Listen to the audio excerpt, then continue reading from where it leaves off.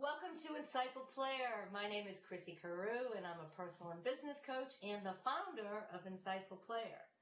Now, Insightful Player is a very bold movement of hope that's been created to inspire you. We feature high-integrity NFL players, both current and former, that tell their own personal story of hope. They really are wonderful human beings and magnificent role models. And in just a couple weeks, the Insightful Player book is coming out. You can read it, get it on Amazon.com as a pre-order, or you can visit insightfulplayer.com and click on the link there. And while you're waiting, you can go visit insightfulplayer.com because we have the abbreviated versions of all their stories there that will really inspire you. And we'd love to know which stories you really connect with. And we will just have those players on and on and on again. All right? So thank you for joining. We're so happy to have you here. Insightful Player is so committed to offering resources to all their fans and in particular kids. And if you could please gather up your kids and get them to watch this show, we'd really love for them to meet the players and chat with the players because they really want to chat with you. So tonight we have on one of my favorite people I've ever met since I started Insightful Player, Dr. Bill Chackles, known as Dr. Football. I have never in my life, now remember, I grew up with the connoisseur of football. My father was like amazing. He was a scholar. He knew everything about football and he was a coach. But I have never met anyone like Bill, Dr. Bill, or Dr. Football. He's brilliant.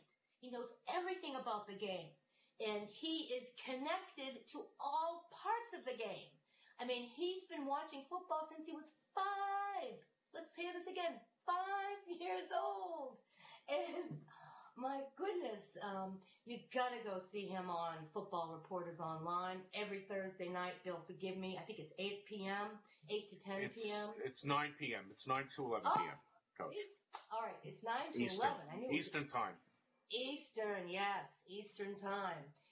It's a wonderful show. It's filled with all kinds of guests. They have experts in football, from scouting to quarterbacks to everything about football, collegiate, professional, spread all over the country.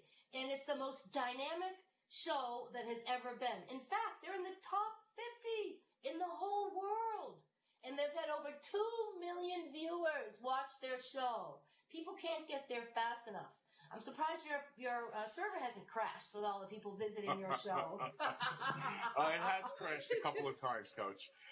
We're a radio show, so it's listeners, it's not viewers. But we're pretty proud of the fact that we hit 2 million in just a little over 3 years.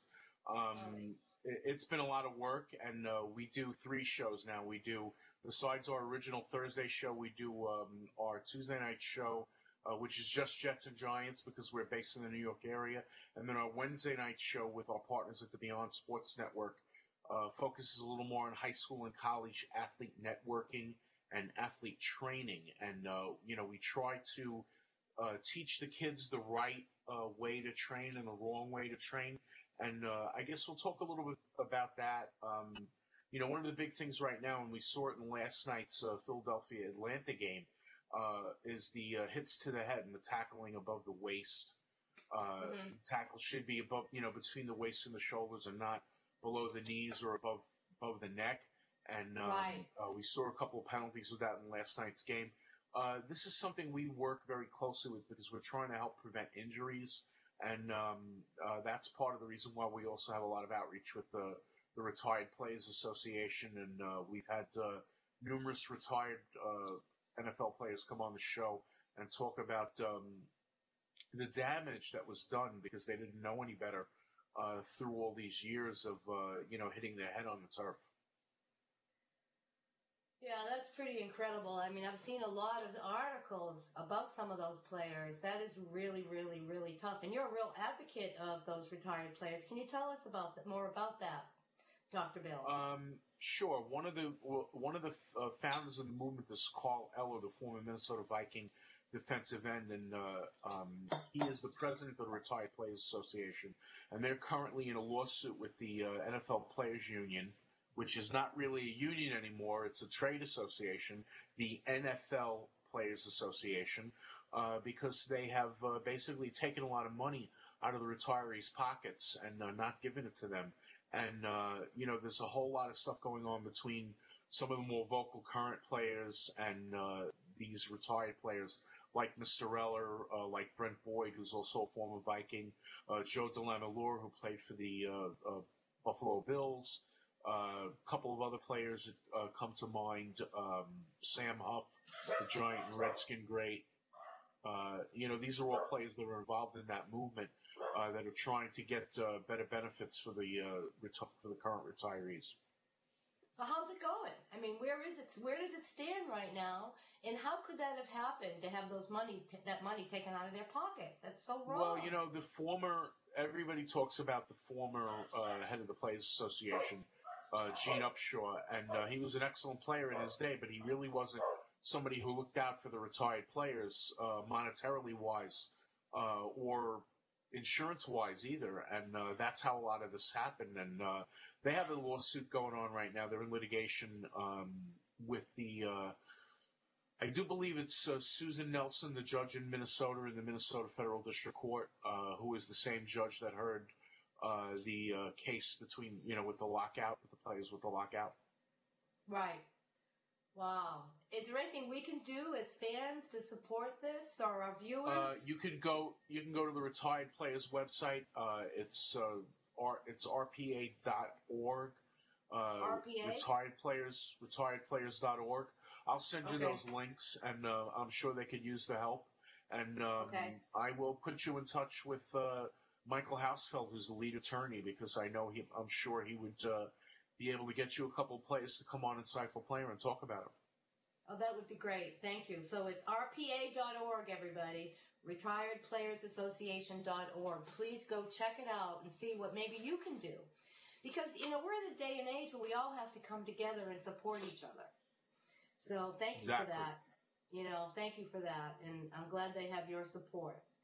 So with you being such the connoisseur of football, and where do you want to begin now? We're going to talk about, Football Reporter Online. We want to talk more about the draft. I'd like to touch more upon the whole injury thing and preventing of injury. And I know you talked about some kind of new equipment out, new helmet perhaps, that is being looked at that would really make a difference. There's actually two developments in the helmet area, in the head protection area. One is a former Harvard graduate. He played for Harvard's football team as a quarterback. Dr. Vin Ferrara, he's the head of the Zenith Corporation, and they put together the Zenith X1 helmet, which is probably the safest helmet out there for youth football and high school football and college football players to be wearing. It is, and I'm showing you the description with my hands around my head. It's not any different on the outside than most helmets, but it has, if you remember the old Nike sneakers that used to be able to pump up with an air pump about 10 years back, this is the same thing. You're able to air pump into certain chambers within the helmet. Wow. Extra cushion support.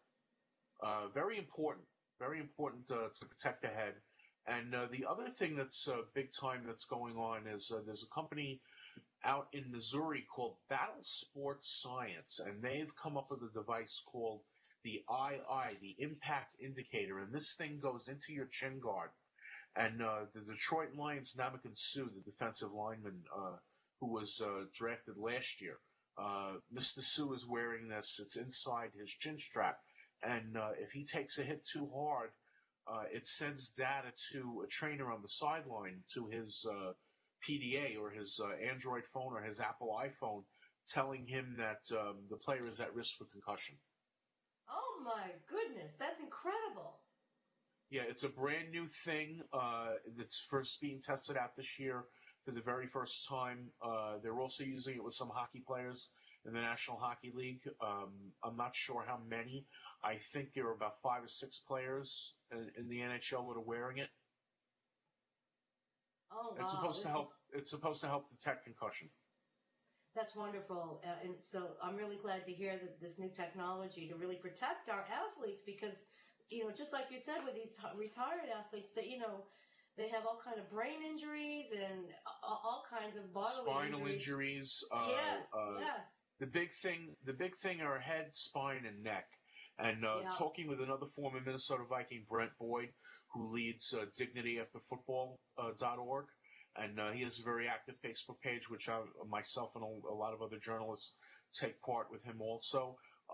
Brent played 8 years with the Vikings, and Brent has CTE and post-concussion syndrome because he hit the turf so many times, and that the helmet was just of no protection. Oh, that is so sad. That is so sad. So what will it take for everybody to just jump on board and get more research and get more equipment like that helmet you mentioned? We really need to get more doctors involved, because a lot of the doctors that work for the NFL and work for the NFL teams have spent their time trying to refute this. And how can you legitimately look somebody in the eye and say, you have this post-concussion syndrome, but it has nothing to do with you playing football? Oh, that's horrible. That's horrible. That's what they're doing. So we need to recruit some doctors. We need to recruit some doctors with integrity that have a passion for this, that would really like to jump on board and help out. So doctors, if you're listening, get in touch with Dr. Bill, right? Right. AskDrFootball@gmail.com. Yeah, Ask Dr. And I can direct you from there. Yeah, AskDrFootball@gmail.com. Excellent. Thank you. That's incredible. That is absolutely incredible. And this has been going on for years, Coach. This is not anything new.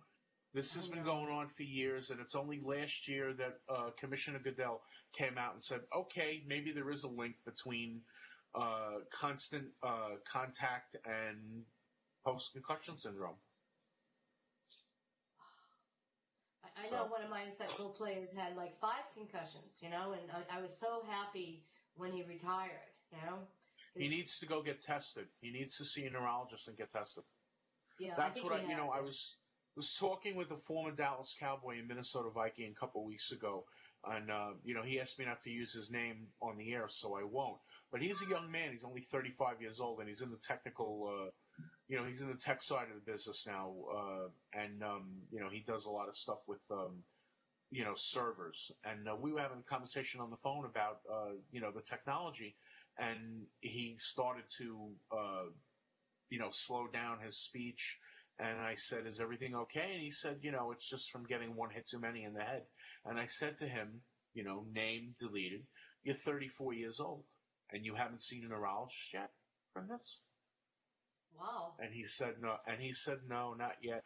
I said, well, what are you waiting for? Are you waiting to have a stroke or something? Wow. So, a lot of these guys, right. Oh, so go ahead.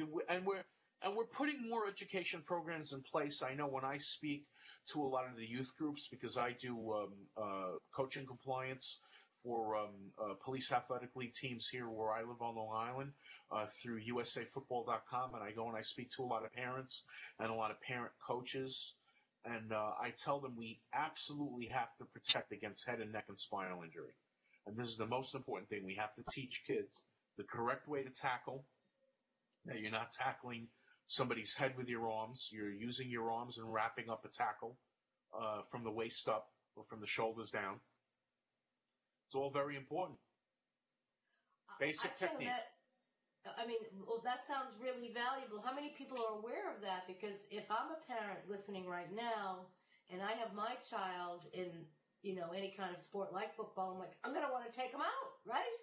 I'd be so concerned about his safety and his health. Well, but by the same token, there were so many parents that they're yelling at the kids, and they're telling them, you get that kid on the other team at any cost. I don't care how you have to tackle him, and it's not really the right way. I have the video clip from 2 years ago of a youth football league in Colorado where the kid, completely away from the play, grabbed another kid by his face mask and twisted his helmet off. Put this kid in the hospital for 2 days with a neck injury, with a sprained neck and a bulging, damaged disc. And, the kid who performed the incident, that's nothing, the kid didn't do anything wrong. He was playing how he was supposed to be playing. No, your son went completely away from the play, 30 feet away from the play to hit a kid who scored a touchdown on the last 2 possessions to take him out of the game. And this is what we're talking about. This is what we're trying to legislate out of the game. That's why I'm not mad when they throw these penalty flags on these helmet-to-helmet collisions. I get mad when the referees don't realize, or when they miss a play, and when they don't realize what is a bad tackle, what is a helmet-to-helmet collision, what is a tackle below the waist, what is a helmet to a knee, what is a helmet to a side, what is a helmet to a spine. These are all dangerous things that have to be legislated out of the game. And if you go look at what college football is doing right now with that, especially at the lower level, I shouldn't say lower levels, at the FCS level, the Division I AA level and Division II level, what they're trying to do to protect the players. It's the same thing the NFL did by moving up the kickoffs 5 yards. College did the same thing. They moved up the kickoffs 5 yards, but once contact is made from the other team, that's the tackle, and the ball is dead. And there are some people that are complaining and saying, that's taking football out of football, but we're saving some lives. We're really being very careful, and we're saving some athletes' lives so that they can go on. When they're done playing football, they can go on and have a normal life and work a career and have kids. Wow, we should get someone like values.com. Have you ever been to that site, or find some sponsor that will be, to do some educational advertisements that have meaning to help educate these people about the value of this and how important it is, because saving lives is hugely significant, to say the least. I mean, well, again, I spoke. I spoke to the officials group, the NCAA officials group, for the East Coast a couple of weeks ago. And that's exactly what I said in my speech. I told them, I said, listen, you guys have the toughest job on the field. You have to legislate the game, you have to protect the players, and you have to follow the rule book. And the only person you have helping you is the supervisor of officials up in the press box. And, all he has is a notepad and a pair of binoculars. It's not like the NFL where there's a replay official where they could buzz down and they could say, I saw something, da-da-da, this and that. The referee has, they're quarantined, not allowed to use their cell phones 24 hours before the game. The only person they're allowed to have contact with is their supervisor of officials. And the only person he's allowed to have contact with is the director of officials over him. So it's very, very isolated. The coaches can't necessarily grab a referee after a game and complain, hey, you missed the call. They get fined for that. Wow. Interesting. So do you have any of these resources? I mean, you go out and speak. Is there anything on your Football Reporter online website, or do you have any resources where we can send people? We do on that site, and we also do it on our New York City site, ProFootballNewYorkCity.com. We talk to youth groups that the Jets and the Giants speak to. In fact, I spoke to a group. We didn't get to do anything this year because of the shortened preseason, because of the lockout. But last year, I spoke to a youth group up in Albany during Giants training camp, and that was at the behest of the Giants organization. They asked a bunch of youth coaches who were up there, who were attending, to speak. And I was privileged to be in the presence of one of the greatest coaches in the history of college football, Bob Ford, who is the head coach of the University of Albany. And, I've told him numerous times that I know a lot of people he's put into college and professional football, probably about 30 guys. And, he said, oh, you're too kind, Dr. Bill. And I said, well, we don't have guys like you teaching, guys like my age what, the real values are in the sport. We don't have anybody to pass it down to.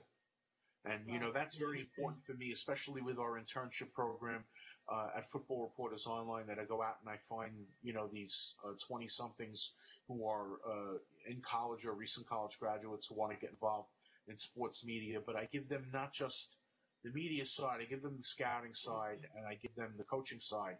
And we explain, how the three interact and what's very important. And never has it not been too important to remember the 5 W's when you're interviewing somebody: who, what, where, when, how, and of course why.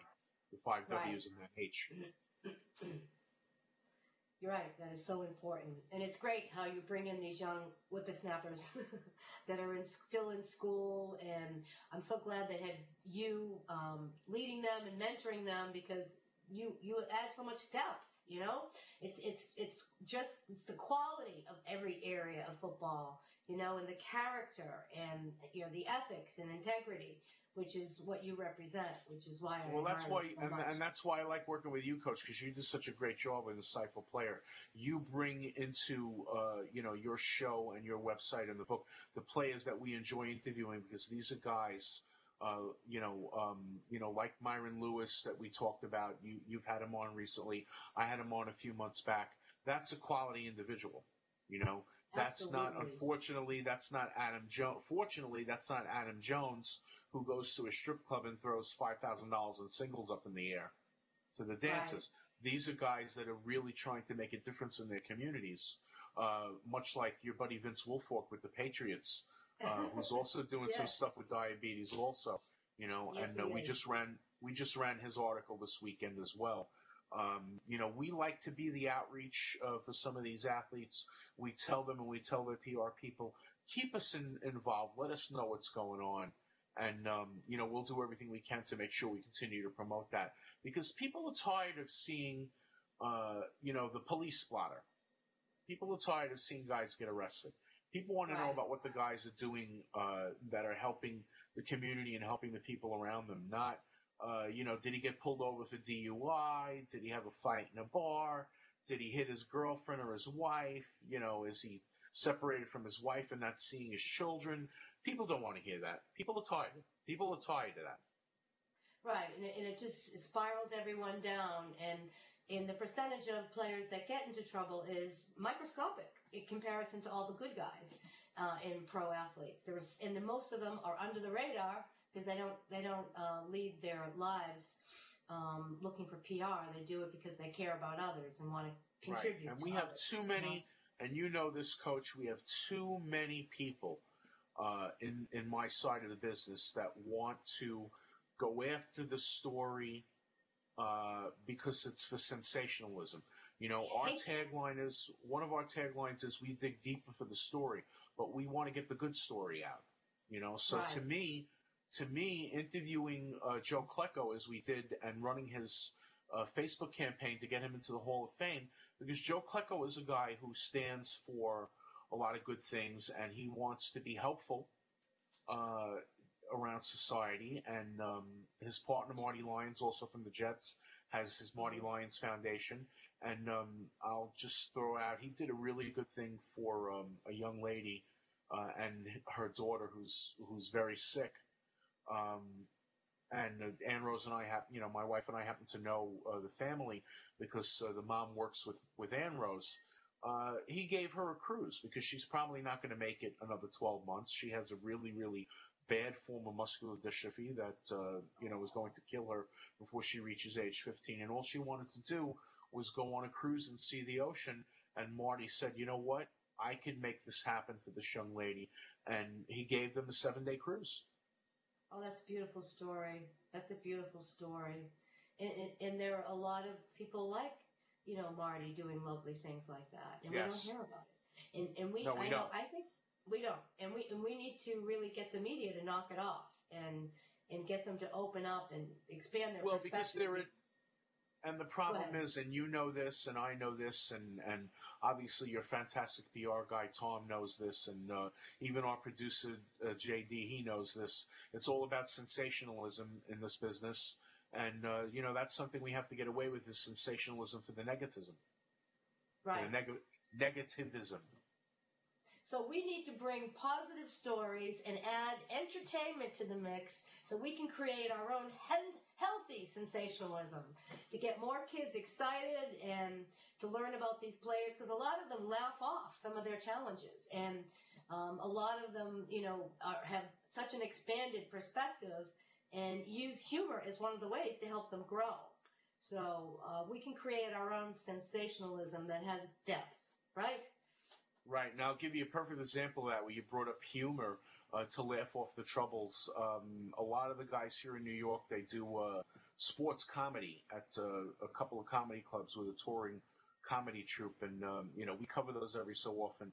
And Antro Roll from the Giants did a really good session last year at one of the comedy clubs. And when you talk about athletes who may not necessarily be always be on as the funniest people in the world, Antro did a really good job. And again, it was all for charity. At the end of the day, it was for the Samara Children's Fund, and which is another charity that we follow and cover very closely. Wow.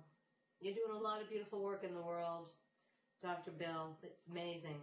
So why don't you tell our viewers a little bit more about Football Reporters Online? Well, it's a wonderful, wonderful show. Thank you so much, Coach. It's a good show. We try to bring 2 hours of fan-based, hard-hitting, but factual-based information about the NFL and college football, and sometimes we get into high school football as well. We do more of that on our Wednesday show with my partners at the Beyond Sports Network. We focus a little more on high school and developmental ball and the lower levels of college. We have our Players of the Week. We have our All-American lists. Of course, we do what used to be called the Gridiron Draft Guide. It's now called the Pro Draft Report, which comes out at the beginning of every April, a couple weeks before the NFL draft. And we evaluate about 800 players that are eligible for the draft in that publication. And it's not a print book yet. We had hoped to do that this year, but that didn't quite work out. So we're shooting for next year. But it is a digital PDF book. And it's grand total sets you back $10, and we send it out to you usually within a day or two of when it's ready. And this is something that I've gotten email from coaches and scouts that say, hey, how do we get you guys on contract? Because this is good stuff. This is exactly what we saw in our scouting when we looked at this player, and one of the really nice emails I had was from the head coach of the Montreal Alouettes, Mark Trestman, who was the former offensive coordinator of the 49ers. And he said, Dr. Bill, he said, I wish I could afford to hire you on my staff. And I said, yeah, except I don't know if I want to relocate to Montreal so quick, but, I'm sure we could work something out. Yes, and I'm not surprised because, it's encyclopedic. Everything you guys do is you take it as far as it can go, You trailblaze. You are a trailblazer. I'm very happy that I have a great staff, and as we talked before we went on the air, of course, a couple of the guys have been friends of mine for over 4 decades. Ralph Garcia is our Southeastern correspondent, and we played high school football against each other in New York City in the 1970s. And at the same time that I was serving in the Army, he was serving in the Navy. But we always wanted to do this, and he's really we're both very good defensive minds when it comes to football. I was also a kicker, so I do the special teams stuff. We have a couple of other guys, of course, Bill Carroll, who was a defensive back at Norfolk State and then served in the United States Army with the 75th Ranger Regiment, and he was involved in Panama. And then he was a graduate assistant coach at the University of Illinois. He's really our research expert. He pulls stuff. If you could really believe there's somebody that can research deeper than me, it's Bill Carroll. When he goes back, he finds players and things that happened back in the 40s before any of us were alive. Then we have my buddy John Fennelly, who I run Pro Football New York City with. Not a more consummate media professional will you find, especially talking about the Jets and the Giants. And then, of course, my senior writer, John Wagner, who's always on top of every single game. I don't know how he does it, but I think he's got 3 TVs in his house, and he's got his cell phone going and his laptop at the same time. Because he writes me about 3 or 4 articles a week on what's going on, not just here in New York, but all around the league. He did a great job when he was our college writer, but I kind of moved him off that and got him doing the pro stuff. Because I have some younger guys doing college now. I have Anthony Carrillo, who we call the mini Mel Kiper of our team. Anthony was a very successful high school and college coach, but unfortunately his dad got very sick, and he had to leave school and come home to help out, help run the family business. So he finished his education online, and he's very involved he does our Heisman Trophy watch and our top 25, and he's our Big East conference specialist. And then I have Matt Marino working with us. Matt is our player representative specialist. Matt gets into a lot of stuff because he works for an agency. He gets into a lot of stuff with player-agent relationships and, what players need to do to get themselves discovered, Wow. find an agent and get themselves recruited, get themselves hired by a professional team. It's all, people have to remember, it's a business. It's all about a job. Right. It certainly is. It certainly is. So, athletes and fans got to go to Football Reporters Online. You will not believe how compelling, the stories and the live interviews on the radio every Thursday night from 8 to 10. It's amazing. It's a jaw dropper for me. And again, I grew up with athletes, so it's, and you've been a great guest with us twice, Coach. So we're looking forward to having you back on in the near future. But we had Ray Sherman on recently, and he was most recently a Dallas Cowboys assistant. But he's had 36 years in coaching, including 23 in the NFL. And we had him scheduled 30 minutes, and he stayed with us for an hour. So wow. when I get a guy like Coach Sherman who's willing to give up an hour of his time, to talk football strategy with us, I'm very happy. I'm very excited. Yeah, and it's because of who you guys are that they don't want to leave, and that's how I felt when I was on the show too. It's just great. So, Football Reporters Online, everybody, you got to go every Thursday night, and also read their articles. They're amazing. You're going to learn things you never knew, and you're going to really. We did a piece last year on Jamie Dukes at the NFL Network, who's a former Tampa Bay and Atlanta offensive lineman, and Jamie had a bariatric procedure, and he lost 115 pounds because he was about 360 and he was headed for a heart attack. So we had him on to talk about that, but we also had him on to talk about football, obviously, and he gave us some great insights. And he had said afterwards, he emailed me and he said, "Listen, I'm more than willing to come on with you guys anytime. You guys were great. You were just the right mix of what we were trying to get out as far as public relations for what I'm doing, with the surgery, and I'm trying to get a bunch of guys to, have the surgery to save their lives and football talk." He said, and you guys really took it home and kept it in the forefront. And Jamie was instrumental in getting Rex Ryan to have the same surgery. Really interesting. Although, unfortunately, Coach Ryan is cheating a little bit sometimes, as we saw in Hard Knocks last year with the M&Ms. Right, he loves those M&Ms, doesn't he? Well, I never knew that. Yeah, that's true. That's true. Wow, incredible. Now, I know we have to watch your time because you're going to be covering the Giants game coming up shortly tonight. Tonight, we have Giants Rams. I have a little more time, though, Coach. We're okay. I'm watching the clock. Okay. Yeah, we're okay. I know. I want also another way. I want everyone to know about what a trailblazer you are, about this big event that you're creating in March. Do you want to go there now? Tell them about that. Sure, why not? With my partners at the Beyond Sports Network, and that's www.beyondsportsllc.com. And we have 3 networks. We have a high school network, we have a college network, and we have a pro network. But we are hosting the first ever BSN Collegiate Showcase at the Style Fieldhouse on the campus of the University of Akron, and that is March 9th, 10th, and 11th. And we will have 200 of the top players from the FCS, which is Division I AA, Division II, Division III, and the NAIA. This is no Division I players allowed. Division I players, they get the NFL Combine, they get all their private workouts. They have plenty of opportunities to show NFL scouts what they're doing. This is for the guys that don't get those opportunities. And we're going to have scouts from every single NFL team. We're going to have 100 of the top media outlets in the country. The Cleveland Plain Dealer is signed on to this. We're hoping to get the Washington Post, several writers from here in New York. But one of the most compelling things about this is we're about to wrap up a contract with Clear Channel to broadcast this on iHeartRadio the entire 3 days. It'll probably be about 10 hours of broadcasting. Oh, that's so exciting.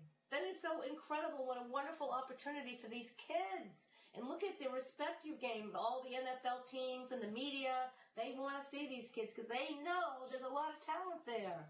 That is awesome. This must make you feel so good. What a contribution. Well, you know, funny story I had with a Green Bay Packers scout that I'm friendly with. And, you know, he said to me, you know, Dr. Bill, I don't want to get shut out because the last event you guys did, it was only me and 2 other guys. There were only 3 scouts there.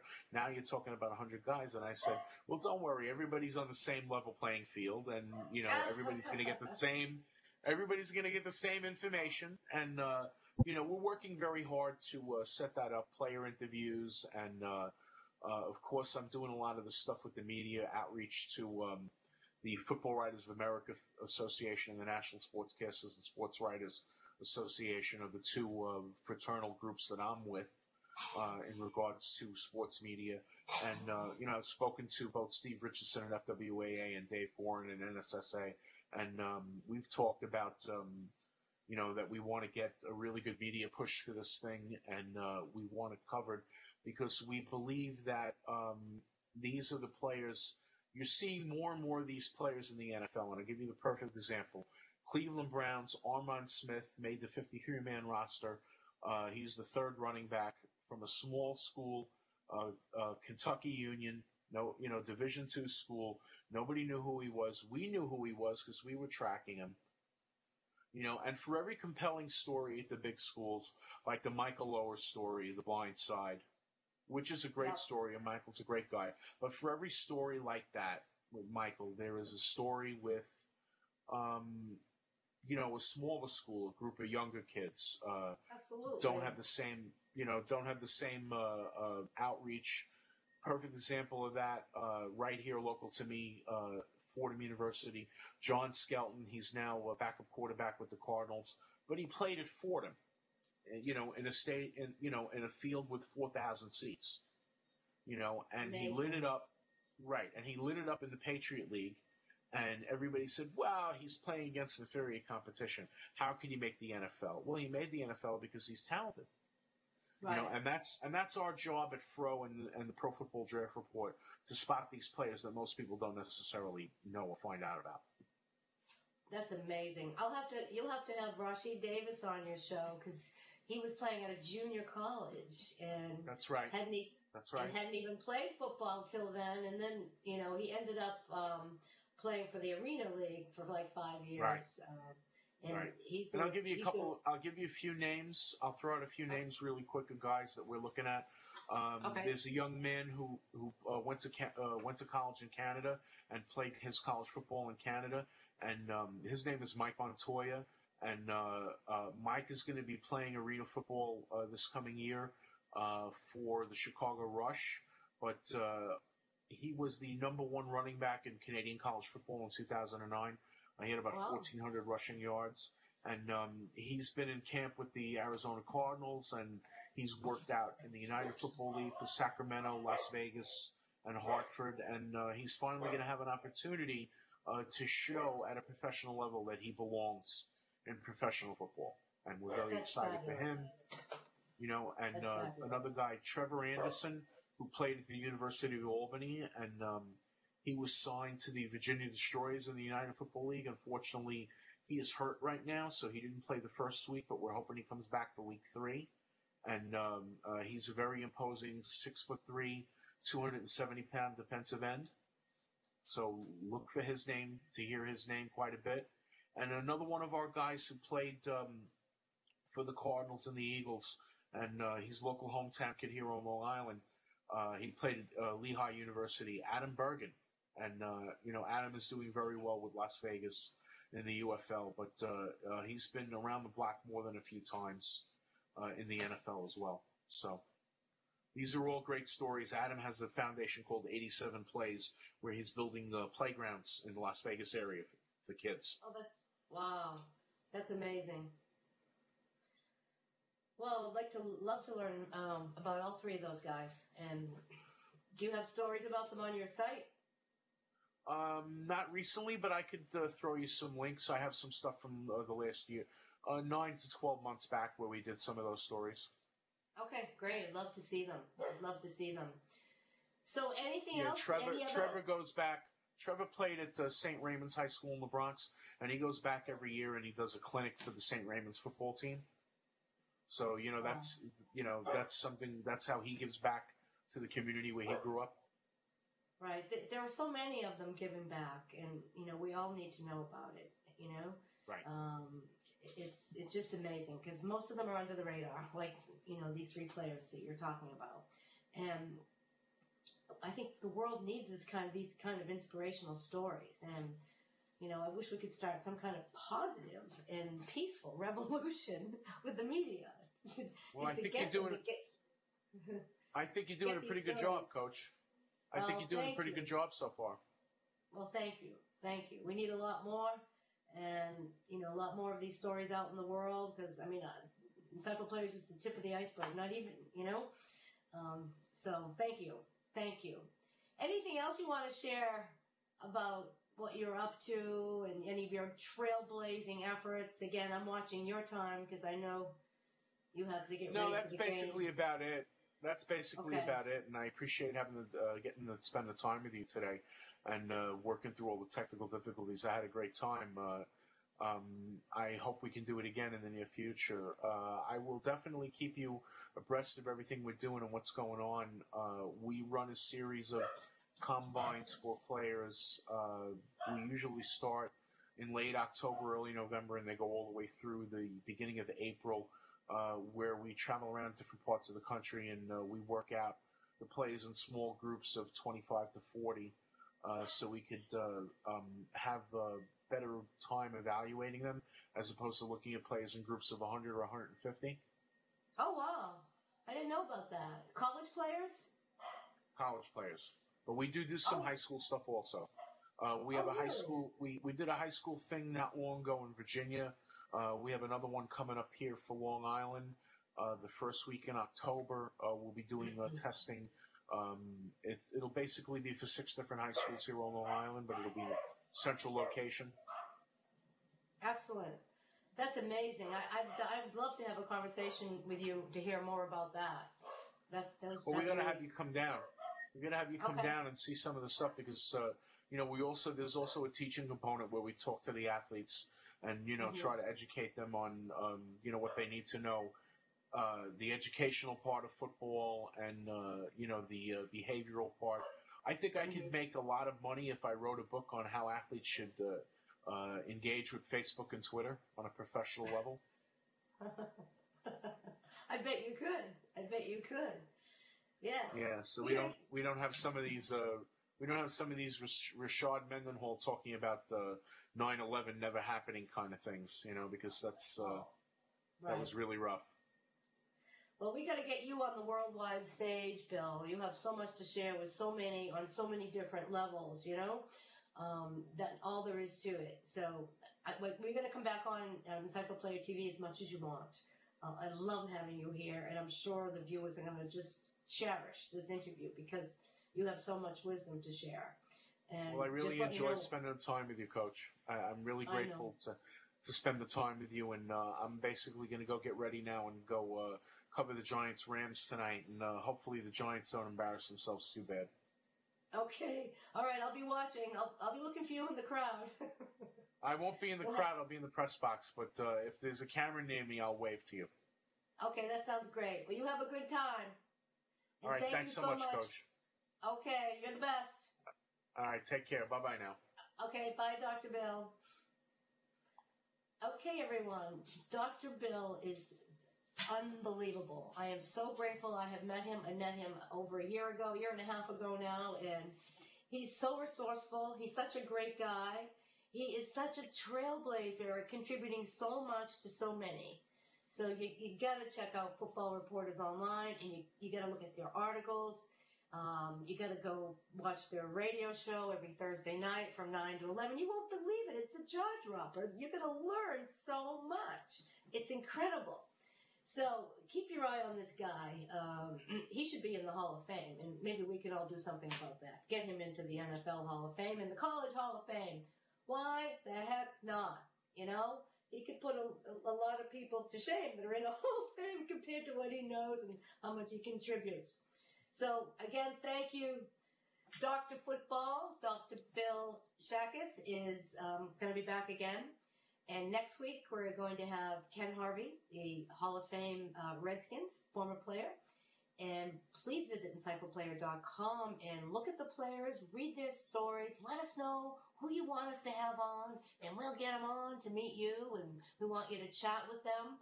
And check out the book. It's finally ready. It has been such a long journey. I'm so excited. The book will be out in a couple of weeks, but you can go to insightfulplayer.com and learn more about it. And also you can go to amazon.com and search for Insightful Player. So I wish you all a wonderful week. And, please let us know who you want to have on the show, and we'll go out and get them. So thanks for tuning in. I am most grateful. And thank you, Dr. Bill. You're the best. Bye-bye, everyone.